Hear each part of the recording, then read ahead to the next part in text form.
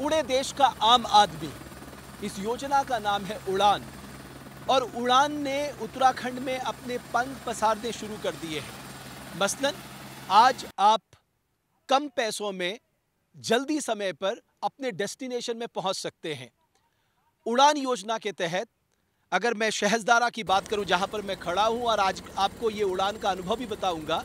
आप चिलियारी सौरा गोचर जा सकते हैं, हल्द्वानी से आप चंपावत जा सकते हैं, पिथौरागढ़ जा सकते हैं, मुनस्यारी जा सकते हैं, और आने वाले समय में इसके विस्तार की बात कही जा रही है।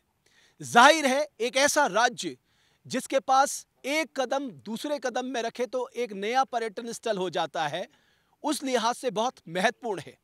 किसी भी राज्य के लिए उसकी कनेक्टिविटी उसकी सबसे बड़ी ताकत होती है, और उत्तराखंड जिस तरह की भौगोलिक स्थिति हमारे राज्य की है, वहां एयर कनेक्टिविटी अगर मजबूत हो तो आने वाले समय में हमारे पर्यटन क्षेत्र में चार चांद लग सकते हैं।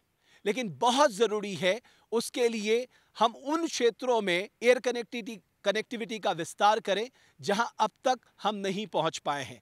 जाहिर है उड़ान योजना एक महत्वपूर्ण भूमिका निभाएगी। देवभूमि डायलॉग के माध्यम से आज हम यहां से चिन्यालीसौड़ तक का सफर करेंगे और आपको बताएंगे यह अनुभव कैसा रहा। साथ ही जो मुसाफिर उड़ान योजना का फायदा ले रहे हैं उनका क्या अनुभव है, यह भी आपको बताने की कोशिश करेंगे। तो आइए लिए चलते हैं आपको इस सफर में जिसका नाम है उड़ान। किस तरह से उत्तराखंड के पर्यटन की उड़ान को नए पंख लगा सकता है। हम लोग यहां से चिन्यालीसौड़ से शहज़दारा की ओर सफर कर रहे हैं, और ये उड़ान योजना के तहत सफ़र है।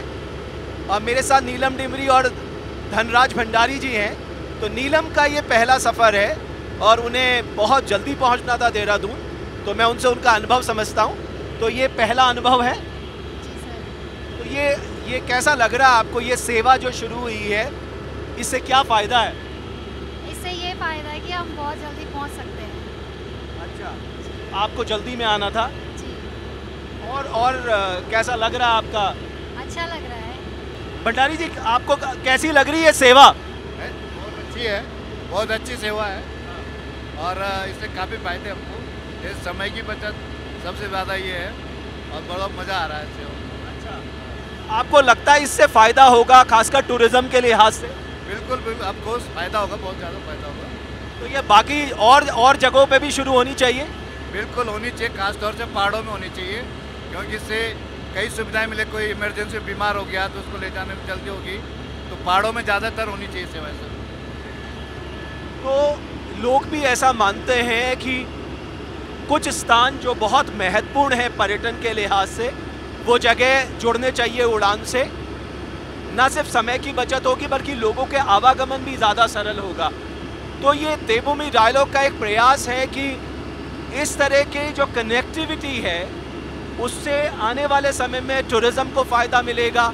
आपदा के समय हमारा रिस्पॉन्स ज़्यादा बेहतर हो सकता है, और जो लोग दूर दराज से आते हैं और तय समय पर पहुंचना होता है वो यहाँ पर पहुंच सकते हैं। बहुत बहुत धन्यवाद।